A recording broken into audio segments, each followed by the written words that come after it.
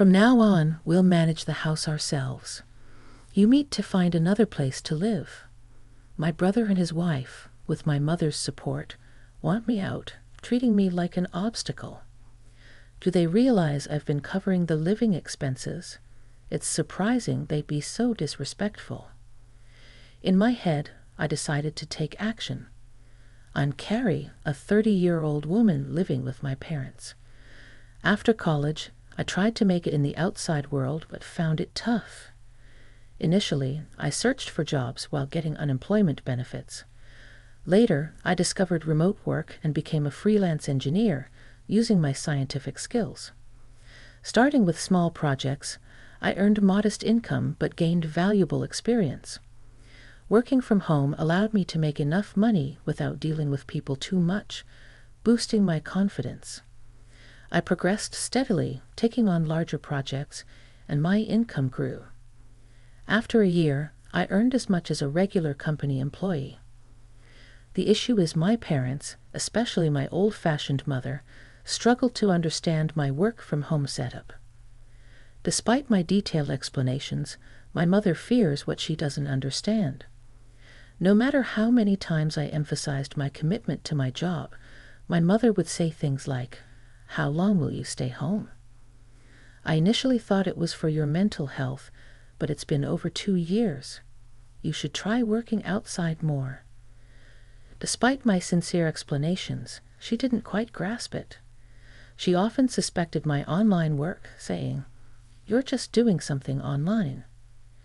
How could I make her understand? Even with emails from clients and my salary statements, she wouldn't accept my lifestyle. She went as far as suggesting, "Isn't it some shady business or a weird religion you're into?" That's not true. I receive regular payments, and it's a reliable job, I explained, but she wouldn't budge, worrying endlessly about the possibility of it being unemployment benefits. I had thought about living on my own, but I hadn't saved enough money yet. Around that time, my father needed nursing care due to deteriorating health. He retired early, facing a sudden loss of income. When I expressed concern, he reassured me. "Oh, Carrie, I've got my pension. I'll make it work." Considering my mother's spending habits, I asked, "Are you sure you can handle it?" Regardless, we had to manage with our savings. My father looked tired, perhaps feeling anxious about the future. He supported me financially through college, and even when I returned home due to mental health issues. Is it a good idea to leave my father alone and live on my own? My mother was also puzzled by my father's sudden condition. Wanting to give back, I decided to stay home and support the family. "Don't worry, Dad, I'll take care of things from now on." "Oh, really?"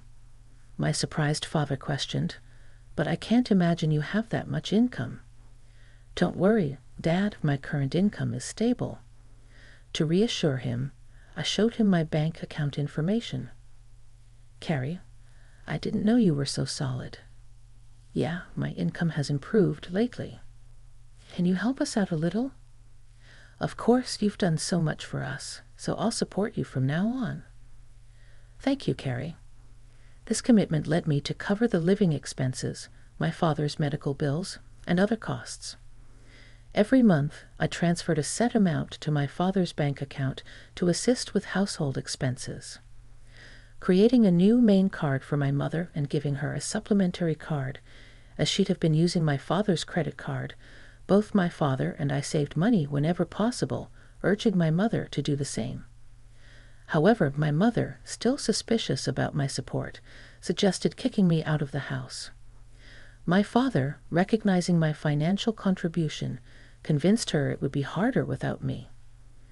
Reluctantly, she agreed to let me live with them. I continued working while helping at home, but my mother took my assistance for granted and became strict.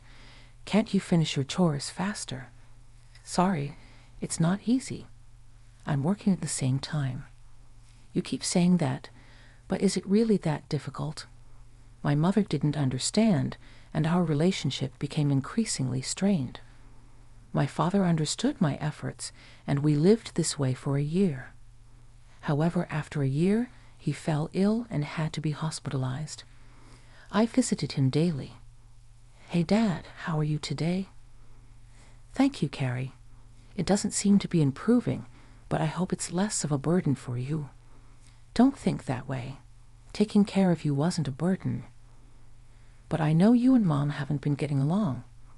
After my father's hospitalization, my relationship with my mother worsened. Living with her felt suffocating, but I still wanted to support both my parents as a family. I cherished memories of my mother making my lunchbox and putting effort into dinner when I was a student. However, my perspective changed when my brother Kevin and his wife, Mary, unexpectedly arrived one day. My mother seemed to have invited them without telling me. My brother announced, "We're going to live here now." I was shocked and asked why. He explained, "Mom was worried. She thought it might be tough for you to live here alone while Dad's not around."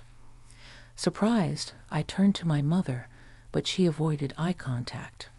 My brother added, "We'll support you, Carrie." His wife, however, hinted at something more with a smirk. My mother stated, "Thanks both of you, Carrie. Be prepared to contribute. Otherwise, it might be hard for you to stay in this house." The situation with my brother and his wife being invited to our house was unexpected. My brother, with a degree from a prestigious college, worked for a solid company, presumably earning a good salary. However, I was also dedicated to my work. Could they manage without me? A new chapter of living together began.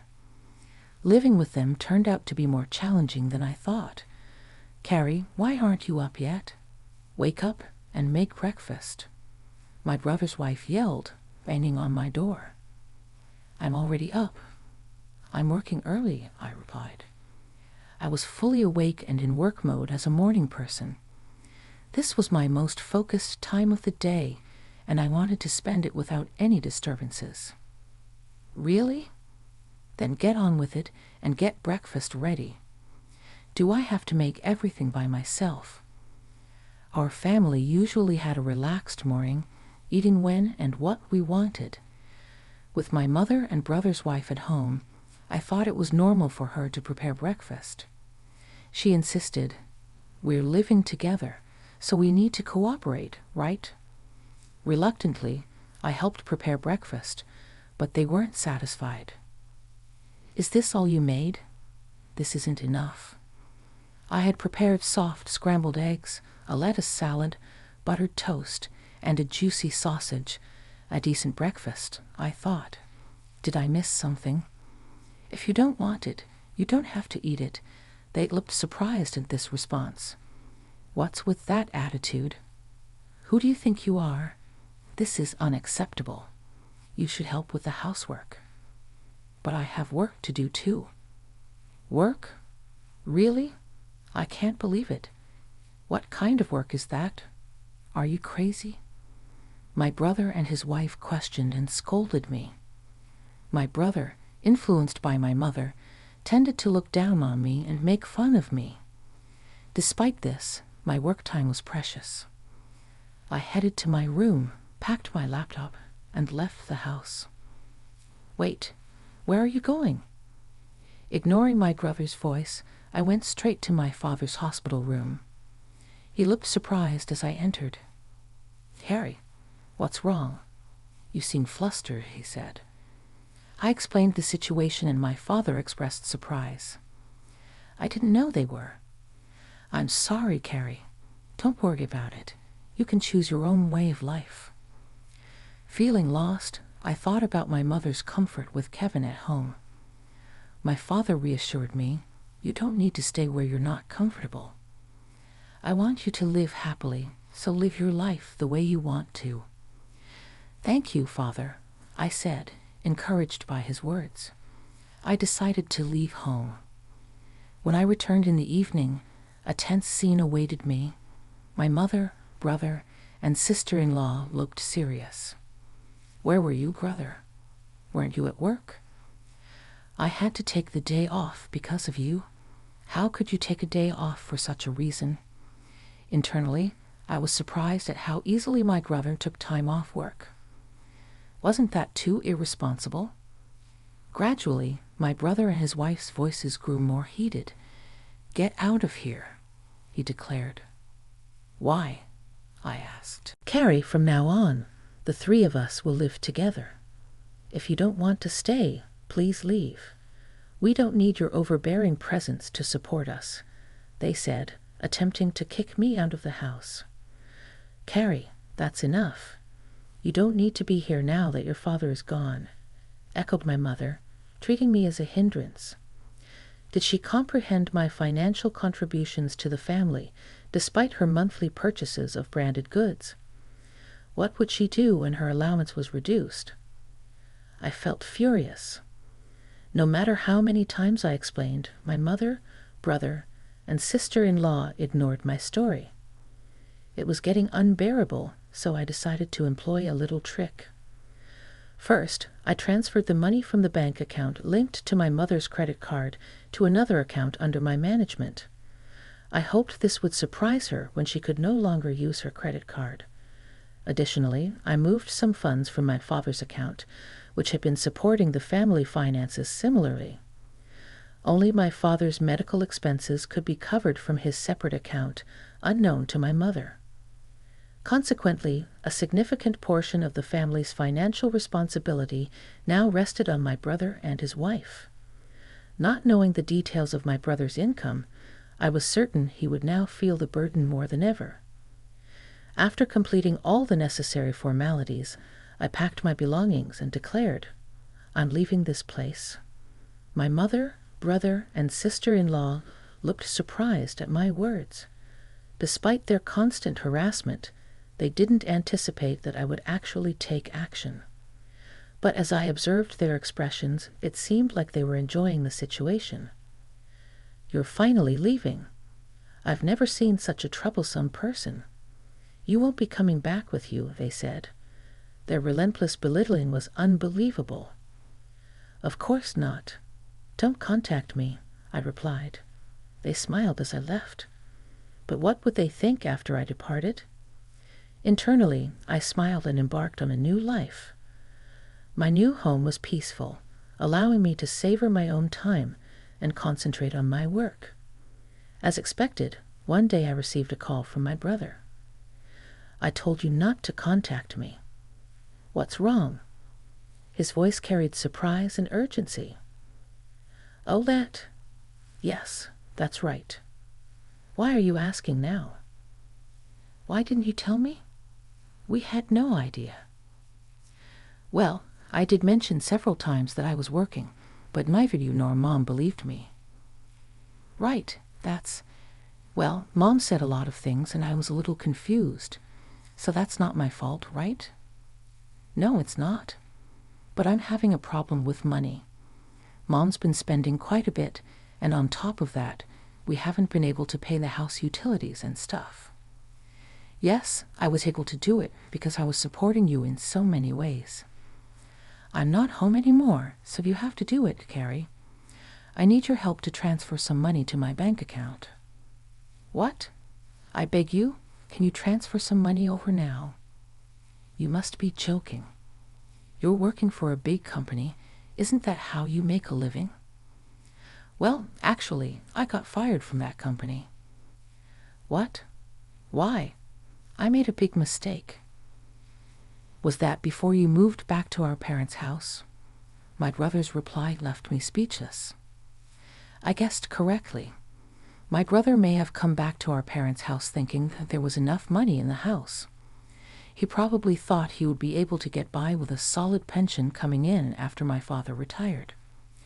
I wished to convey to my brother that I played a significant role in supporting the family finances despite appearing idle. The thought of the surprise on his face when he discovered that I was the one maintaining the household finances, assuming they were stable, brought a certain amusement. The same revelation awaited my brother's wife and mother. My brother's wife implored, "We need your help. We're running out of savings." My mother echoed, "Your father is really upset about this. He won't contribute to the household finances anymore. We're in a tough situation. I've supported you enough. You're all healthy, so work hard and support yourselves. I'll cheer you on, I replied firmly. A frightened voice came through the phone. Reflect on your actions. I'm hanging up now. Don't contact me. But Carrie, wait a minute, my brother pleaded. I distanced myself from my brother, his wife, and my mother. My father felt unable to return to his life with my mother, seeking legal advice and relocating to a different place. Fortunately, I could visit him daily. A friend updated me on my brother's recent situation. He then moved to a small apartment, living a frugal life. My mother, accustomed to homemaking, struggled with her newfound job. My brother, with his college confidence, found it challenging to adapt to younger staff's opinions in his part-time job, resulting in short-lived employment. Among them, my brother's wife was the sole provider, working diligently to support the family finances. However, it seemed the pressure became too much, and she eventually departed. Now, my brother and mother are reportedly working hard together. Despite their efforts, my mother's tendency to overspend persists, and her debts continue to mount. I am concerned for her, but unfortunately, I can no longer offer assistance.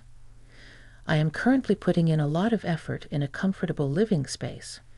My income is gradually increasing, and I'm contemplating trying something new. I aspire to visit my father daily and spend more time with him to witness his cheerful smile.